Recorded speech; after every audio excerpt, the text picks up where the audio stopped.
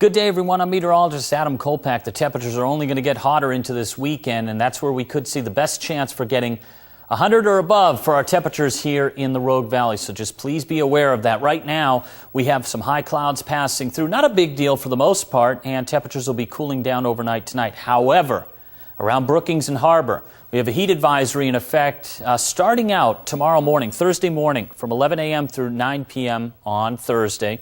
Because of this offshore flow, this Brookings effect, what's happening is we have winds aloft that are going right over the hills here, the higher terrain, Curry County, also Josephine County, and then they're coming right over the coastal areas. This wind is basically a downsloping dry wind from the higher elevations down into the coast. When it downslopes like this, it compresses. And when it compresses, that air heats. And that's the reason why Brookings and Harbor, and even areas, inland areas of Del Norte County, will be dealing with above normal temperatures, potentially into the 90s to maybe even around 100 on Thursday. And low temperatures will generally be in the 50s and 60s through this time period. Stay hydrated. Take plenty of breaks if you'll be outside, and check up on relatives and neighbors as well, as this heat will continue to build. Why? Well, it's all moving in from the south and southwest. Here's where the hot weather is aloft. This is an upper level chart here. And then to the north, the cooler temperatures, cooler colors here. I guess you get the picture what's going on. This ridge is going to be building in on Thursday and then building in even more on Friday. Here's where the hottest temperatures are aloft. And then on Saturday, this ridge will basically be right over us. That's where I'm expecting our best chance for seeing 100 or better for temperatures here in the Rogue Valley. And some areas, such as Happy Camp, could even go above 110 on Saturday for the high.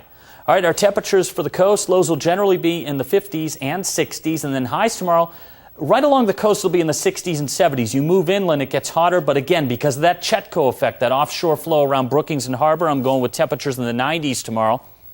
And mainly sunny. The wind out of the north-northeast 10 to 30 with some higher gusts possible. Moving inland, well, we'll have a cool start Thursday morning with lows anywhere from the upper 40s through the 50s, and highs tomorrow 80s and 90s with more sunshine. The wind out of the north-northwest 10 to 25 with some higher gusts possible. And then moving inland, still east of the Cascades, lows will be in the 40s to around 50. However, there could be some 30s. I have it up towards Chemult and Christmas Valley. Highs on Thursday in the 80s to around 90, a little bit cooler up towards Crater Lake at 45 and 70 with more sunshine. Here we go with the heat cast in the 7-day.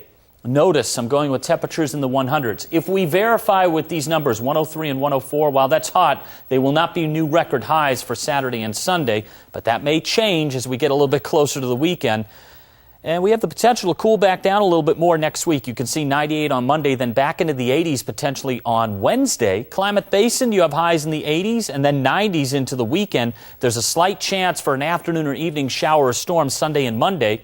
Your lows will be in the 40s and 50s. And from Mount Shasta City, we've got hot temperatures for you around 100 on Saturday. A slight chance for an afternoon or evening shower or storm on Sunday and Monday, and then a little bit of a cool down next week, back into the 80s. That'll feel pretty nice after 100 on Saturday.